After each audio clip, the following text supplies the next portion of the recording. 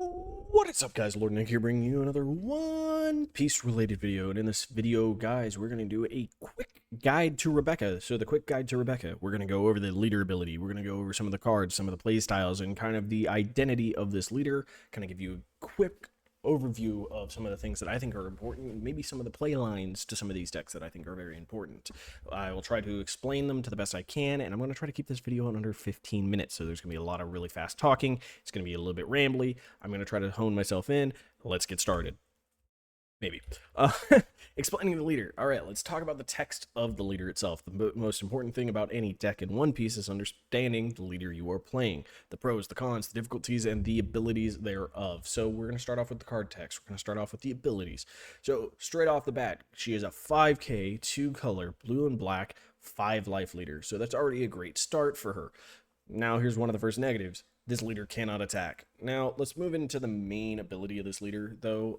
We're not going to dwell on either of these things too long real quick, because we're going to explain that in the next slide. But in this slide, guys, just to kind of understand what she does, activate main once per turn. You may pay 1 Dawn, and if you do, then if you have 6 or less cards in your hand, look at the top 2 cards of your deck. Reveal up to 1 Dressrosa type card and add it to your hand, then trash the rest. So the 2 main important things that you need to know about this ability outside of the cost and how often you can do it is going to be the incidental cost. So the incidental cost is if you have 6 or less cards. The biggest misunderstanding of this ability means is that if you had less than 6 cards, is how a lot of people look at it. No, it is 6 or less. So as long as your hand has 6 cards in it, you can activate this ability. If you have more than 6 cards, you cannot activate this ability. But the other big thing is you must then reveal up to 1 Dressrosa type card. So the big thing, Dressrosa type card means any Dressrosa card. So your stage, your events, your characters, anything that says Dressrosa, you can do it. But if it, for whatever reason, if it does not say that, then in no way or shape or form can you use that ability on that card. It goes to your trash. So if both cards are not Dressrosa type cards, they both go to your trash. That being said, even if one of them is, and if both of them are, they can both still go to your trash because it says up to 1. So if you choose, I don't want either of these cards actually, I'd prefer them to be in my trash to fill my trash, you can let them go. This is a misunderstood ability, a part of this ability. I think it is relevant in the current day because we get cards like Tempest Kick from the CP cards that you can now utilize. As long as you have 10 cards in trash, this then does an additional effect. Dressrosa cards, there are quite a few events that have this effect. And guess what? Our Luffy needs 7 cards to be able to restand and attack again. So if you are running Luffy, you need more cards. So it might be beneficial just so that you have extra cards in there. Let them both go if you don't need them. On top of that, there are certain things that you can be playing around. Purple decks really love for you to get above 6 cards. And the reason for this is that their law is now online and they can play it and make you have to get rid of 2 cards from your hand, which IMO is way, in my opinion, is way worse than losing cards from the top of your deck. You don't really have these cards yet, so you haven't really started adjusting how you should be playing around them. So before you start deciding that, if you think, man, my hand is okay, pretty good as is, I don't really need any extra cards at the moment, let them go to your trash if you're trying to play around that hand size limit to stop that. Another card that you can be playing around is Perona, who loves you to have 5 or more cards in your hand. So if you need to stay at 4 cards, sometimes not taking the card is better just so that you can avoid it.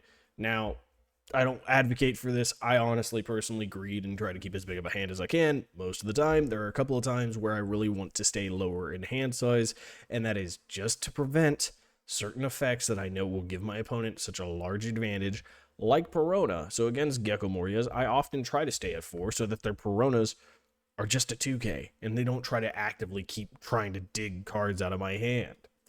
Now, if we're going to look at the next part of this character, let's look over her pros and cons. So, the pros of Rebecca, she gives you card advantage. She fills your trash. She is a 2-color leader with 5 life. Let's talk about the easiest one. 2-color leader with 5 life is a very big advantage. Almost every 2-color leader is 4 life or less.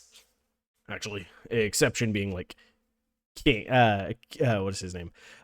Red Purple Kid, and then Vivi. Now, Vivi has the same issue. She can't attack. Kid does not, but he has some other negatives. Anyhow, it is a massive advantage to have 5 life.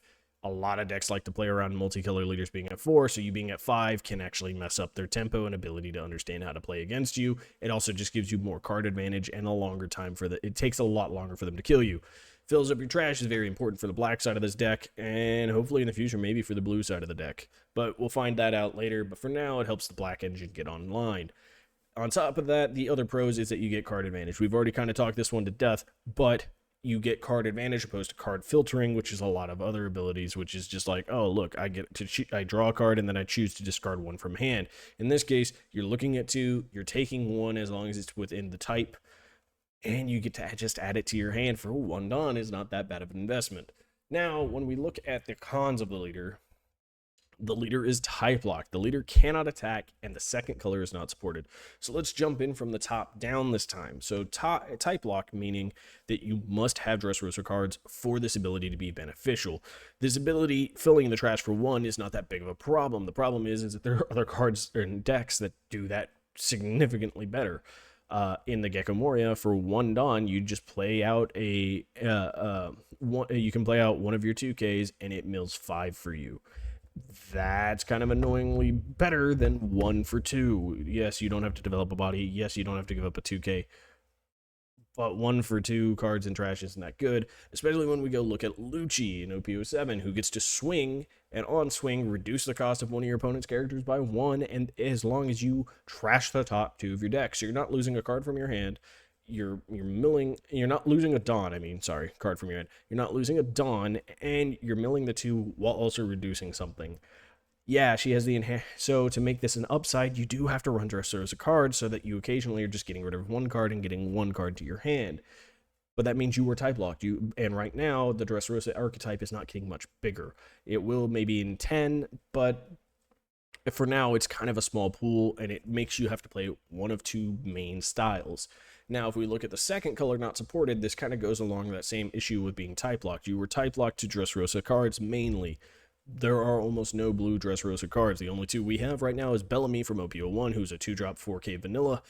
Not that great of a card. And the other one is a 1-drop event from OP06. It has Sanji's weird-looking face on it, and it revealed the top card. If it's a 2-cost character, put it into play. Otherwise, put it back on top of your deck. And that's like all it does. It's a terrible card. It is not a good card. It does not help us in any way, shape, or form. So the card color is not really supported. It is a color that you need to kind of use to get some of the advantage of this leader, but it is not supported necessarily by the archetype of the leader. And then lastly, it cannot attack. This is just kind of the bread and butter biggest issue of the leader, is that it can't attack. Other leaders are type locked, like Gecko Moria needs to play a lot of his Thriller Bark cards. Lucci needs to play a lot of CP cards. Type locking isn't necessarily that big of a downside. It is a downside, as we've seen with Sakazuki, who had no type locking and was just insanely powerful. But type locking leader is not uncommon, and it's not actually that big of a downside. Not having your second color be super supported, again, not necessarily that big of a downside. We saw Yamato do pretty well for a while. We saw Reiju, who played predominantly purple, do pretty well last set. Not having your second color be perfectly supported for your leader, not necessarily that big a deal, but not being able to attack is a massive downside. This downside alone prevents you from keeping up with the tempo of every other deck in the game, aside from a handful few. And most of those decks aren't very good either. And the biggest reason is because now you cannot use your leader to put pressure on life or pressure on board state. You just are there. You just exist. You're a target. You are nothing else, and everybody else gets to attack. That is a pretty massive downside and means your only threat are characters on board, which means you are super susceptible to removal. Now, before we go into the breakdown of certain cards and elements you need to know, let's talk about the 2 playstyles real quick. There are tempo control and fatigue control. And I know when I get into this, there's going to be people like, that's not tempo. That's just a different style of fatigue. It is not. There is a distinct difference. And the biggest difference is that tempo control can play a fatigue style. Fatigue not necessarily can play tempo style. The reason for that is that tempo has cards for every stage of the game, whereas fatigue is focusing mainly on just survive until you get to your late game stompers to just beat up your opponent. So let's start talking about the cards in these decks. The images of the 2 main bosses of these decks are there for you, but let's talk about the tempo real quick. This is a build that is one that I've used somewhat similarly in the past. This is a more tempo-oriented Dressrosa build. The biggest reason for that is our main boss monster is Luffy. Gecko is also there, but he is predominantly a tempo swinger. He puts tempo back in your favor, hopefully. As for the rest of these cards, this deck is very much focused around using Korea Coliseum, which is a card developed to give you control, but tempo to make up for the fact that your leader can't attack. Now all of your characters can attack characters the turn they come out, which is very powerful. We are then running cards like Cavendish, who can attack actives the turns he comes out for 1 Dawn. We are then also using the bread and butter card, Kyros and Orlumbus combos, to be able to clear stuff. And we're running a lot of low-cost cards, like 3 of Rebecca's and 2 Kiats, to give us cards to just fodder into our Orlumbus to set up for Kyros plays, or Brook plays, or even a Cavendish swing. So this deck is very much focused on using characters to control out characters, and is using characters to put pressure on my opponent. If that is the case, that is kind of more or less a tempo-oriented deck. We want to develop 1 to 2 characters a turn to keep pressure up on my opponent. And yes, while we are doing a lot of control elements in this list, it is much more of a tempo style. You can move it to a fatigue style because of the combination of Gum Gum, King Kong Gun, and Luffy, but the list generally focuses on control the board, board is in our favor, now we swing out and start winning. Which, tempo, that is tempo to like the highest degree. That is what tempo is trying to do. Develop the best stats on each turn, or the best advantage on each turn while developing threats. That is textbook tempo. Now, it does it in control ways. Like I said, you're killing characters, you're playing characters to attack characters, to then be able to attack life. And you can tax your opponent by forcing them to have to replay stuff or protect things, which is fair, but, you know, yes, this can go into more of a fatigue style, but the general way that this list does well is by developing these board states consistently and fast, and just actually being a massive threat by the time that your Luffy's dropping on curve. Now, if we look at a fatigue list, this list does not have as good of a wind-up curve either way.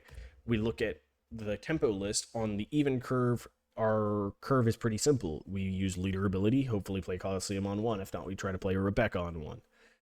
And then into the second turn, we play Kyros, use leader ability. On the next turn, we play Cavendish, clear 2 characters. Or maybe on that second turn, we play an Orlumbus with our 1 drop that we played on the first turn. Then we can drop our Cavendish the next turn, swing into stuff, so on and so forth. So there's constant turn plays. And then on the odd curve, it works very similarly. Leader ability or Coliseum if you have it. And then you go into a Kyros just to play something on curve. And then you go into a Cavendish or an Orlumbus. And then so on, so forth. Or Sabo. And then you go into a Luffy clear character or 2. And you just keep up the tempo. You have a play for every turn, and you're playing it like that. This deck can also play a card every turn. Maybe 2 cards.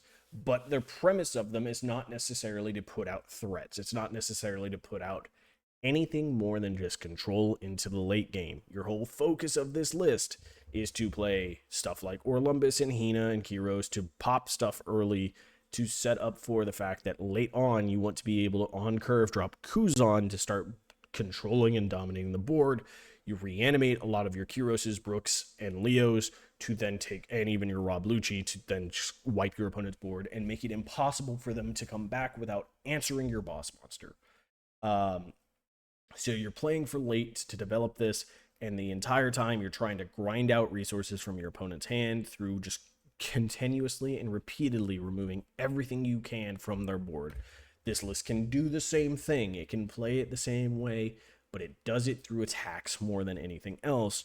This one can do that because we have the option with Coliseum there, but we don't run Luffy's, and our win condition is not by just stacking stuff on our Luffy and swinging in and winning. It's about developing an oppressive top-end board state that then is protected by multiple blockers, and using the Moncherie engine to just do Rebecca Sabo like every turn after that, unless we need to get a popper out there. That's it. That's how the deck functions. That's how the deck works. It's very easy. It's very consistent. It's very strong. I personally like the fatigue better, but I like to be more of a pure control player. And unfortunately, it looks like we're going to go just over 15 minutes because I did want to talk about some key cards to note of play lines that are misused in the Dressrosa archetype themselves. Now, I'm not saying misused in the fact that these cards aren't always used properly, or not sometimes used properly, but they're misunderstood at some of the benefits of them. So Orlumbus, a lot of people were like, well, you want Rebecca Searchers because that's just a great card for Orlumbus to KO and use to -4 something. Well, you can use Kyros for that. And just because you can use Kyros for that, you can rest stage or leader to keep him alive. That's pretty awesome. You don't always have to do that. Because guess what? If all you have is that one Kyros, swing with that Kyros, get some pressure with him, use the Orlumbus minus something, use a Rebecca, bring back that Kyros. That is a common play line that I use all of the time, and so many people will question me every time I do it. At locals, online, constantly I get asked, well, why, you could just rest your leader. Why didn't you keep him alive? Well, because I only have the one Kyros and I need to pop their things. So this is the play line I see. This is the play line I do. Understand that is a perfectly fine play. Let the Kyros die. Sometimes it's even better to let him die when you're going to play something else. Like, you could actually rest stage or leader and it won't change the next play. And if people are like, but like, you could keep him alive. Well, guess what? Now I play into a Gecko and I'm going to play something that removes the Kyros anyways, so there's no point in me resting these just in case, like, I end up having to develop another Kyros anyways. I now have both of those active to keep him alive, the next one alive. So you just let him die. Letting him die is okay. Him being in your trash is okay, because you can use Rebecca to get him back. You can use Gecko to get him back. You can use Moncherie to get him back. You have access to him still, which is sometimes more valuable, being able to have access to the removal aspect of him than just maintaining the body that is a threat, especially in the fatigue list where it's just like, oh, I now have a Kuzan and I'm letting him die so that I can get him back the next turn and pop something on their field. So that is just kind of how that likes to play. That is or not even likes to play, that is just a play that I don't see a lot of people allowing themselves to do. The other thing is allowing him to die because the only thing you can rest is leader and the only thing you can pop is Leo. So many people I've seen that are just like, oh, but I need to keep Kyros alive. And now you can't play Leo. And that's the only thing you have to pop something in your hand. I've done this misplay because I forget, because my constant like muscle memory is to let him live. But you don't always have to let him live. Letting him die actually sometimes is just better.